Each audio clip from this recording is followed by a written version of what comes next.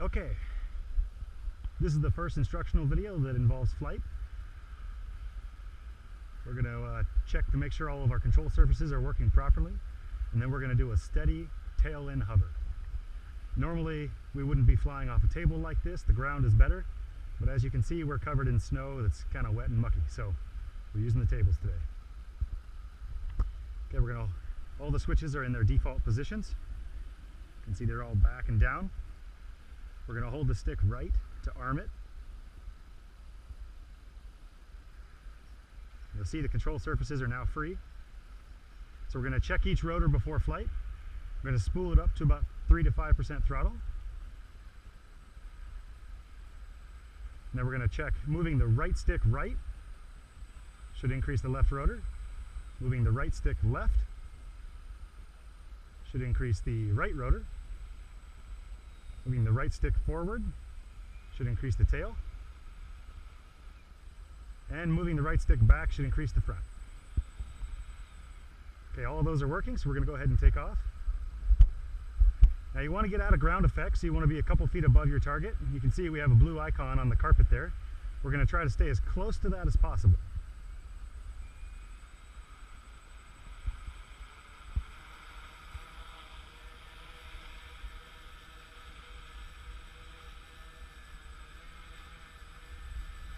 Okay, so we're just going to sit right here, nice and comfortable, as close as we can stay to that target.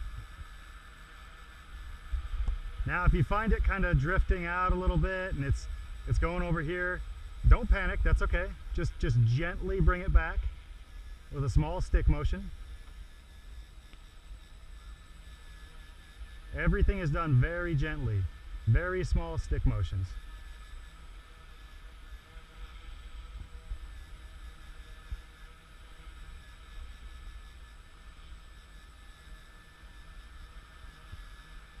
You want to spend a lot of time here. This is your comfort position. This is where you want to.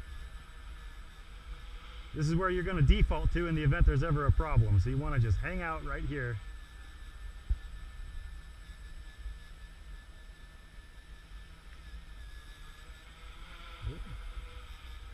Okay, and now we're going to touch down. Just like that. So that is a tail-in hover. This is the most important one to practice, as when anything goes wrong, this is what you're going to want to return to. Okay, now we're going to practice the next maneuver, which is a nose-in hover. And so again, we're going to arm it by holding the left stick right, 0 throttle, and then check all our control surfaces. Okay, we're still good. We're going to take off to a few feet, staying in tail in.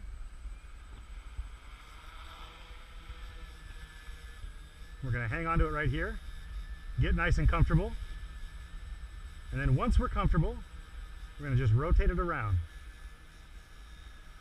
Now your ailerons are going to be reversed, so it takes a little getting used to, and this is why we practice the different orientations. And again, just try to keep it right over that spot. And if it drifts away on you, small motions to bring it back, small motions. It's real easy to overcompensate. You want to just be real gentle with it. We're just going to hold it as close to vertically above that spot as possible.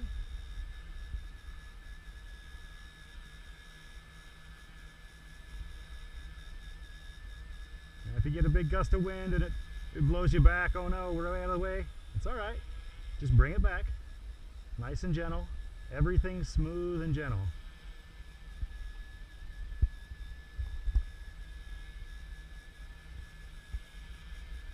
Once we spend a couple of batteries getting this pretty close, we're going to put it down. Now you can learn to land in different orientations, but I found it safest to return to my comfort position, which is tail in.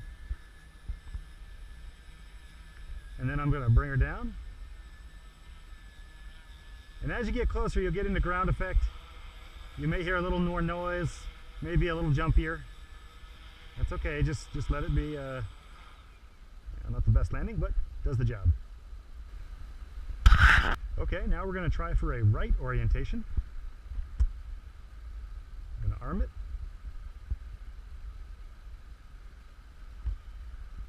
Check all of our control surfaces again. Okay, just as good as we were before. So we're going to take off and tail in just like we normally do. Get out of ground effect. Then we're going to bring it around to right orientation.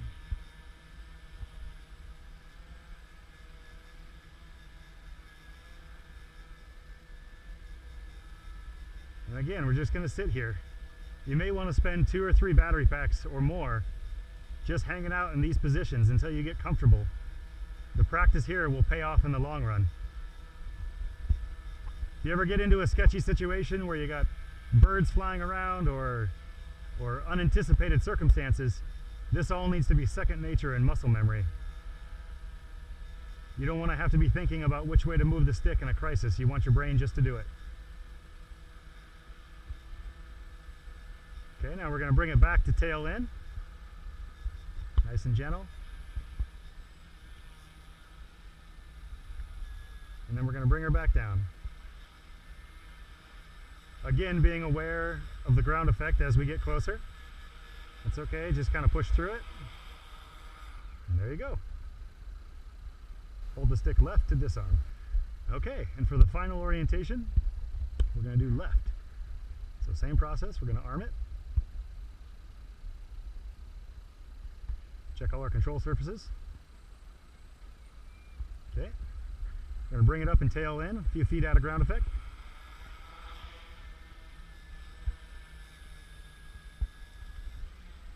Okay, going to hold it right about there.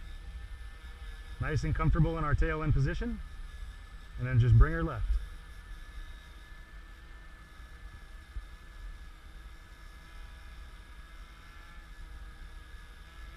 Inevitably, it's likely you'll have one orientation you're weaker at than others.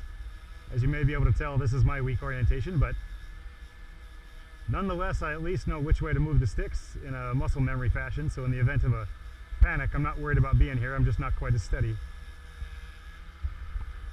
And if it drifts away on you, just like before, let it. We're going to bring it back, nice and gentle.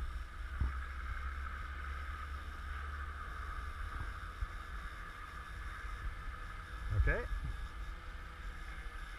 And once you've spent 10 to 30 minutes of flying like this to the point where you're comfortable,